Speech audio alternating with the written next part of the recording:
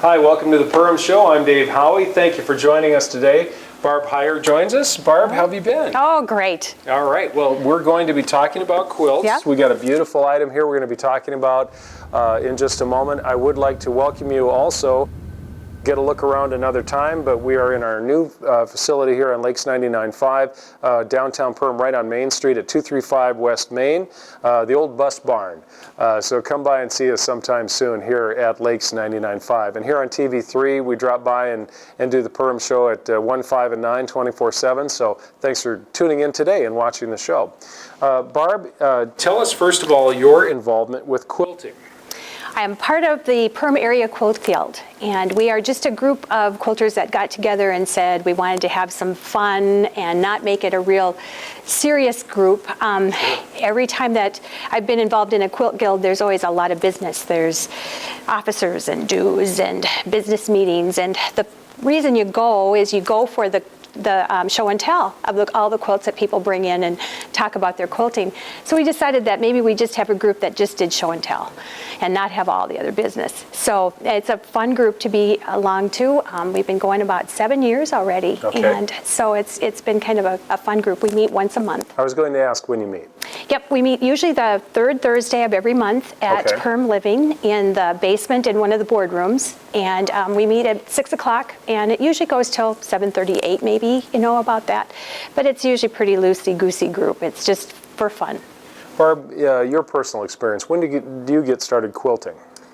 Well, that's kind of a hard one to answer because I've kind of done it in stages. Okay. When I was in junior high and high school, my grandma always made mission quilts for her church, and I would help her tie. So she would piece them, and then I would be the one that would come help tie. And then I kind of thought, well, I really didn't like doing that so much. I went to a quilt show and kind of got hooked on looking at all the beautiful quilts, and so then I started in earnest probably in 1992. Okay. Went to the Fargo show and just fell in love with it. So I've been quilting ever since. All right. A lot of choices go into making quilts. It can be a personal choice. It can be a team effort. A lot of variety of ways to get to the end. Right. This is a team effort. All right. Let's talk about this. Should we grab that corner? You betcha. Tell us about this quilt. This is a quilt. Unfortunately, it's not finished, but it will be by the time the show is on. We did a block exchange with all the other members in our quilt group. So we all made like 12 different blocks of each pattern, and then we swapped them out. And so these are all the blocks that make up this quilt from all my sisters in my group, and it was a fun quilt to put together. So this is kind of one of the things that we've done as a group, as doing a block exchange with all the batik fabrics. I started trying to count them. I got to 280, and then I figured that was plenty. That was enough. There's a lot. There's a lot. Yeah, okay.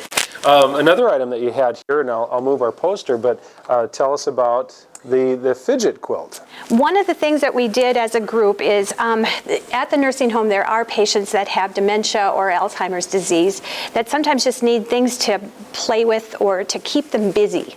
Yeah. And so one of our members came in one night and said, I think we should try doing this project and donate some to the nursing home here. And so she brought in different fabrics and different embellishments, different buttons and whatever. A lot of different textures and things like that I see. And so then she said, everybody just take stuff and start building these quilts. So every member in our group took things home, came back the next month, and then we donate them. This is just one of the examples of things. And so it's stuff that you can play with and fuss with.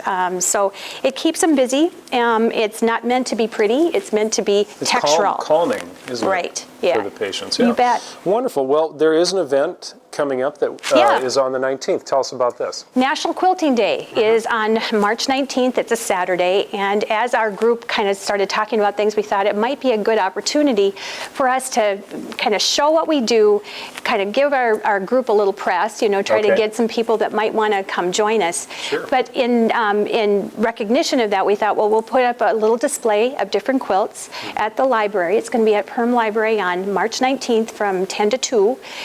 We'll have coffee and cookies, and you can meet the members, and you can come and talk to us. And if it's something that sounds interesting to you, we'd really encourage you to join us.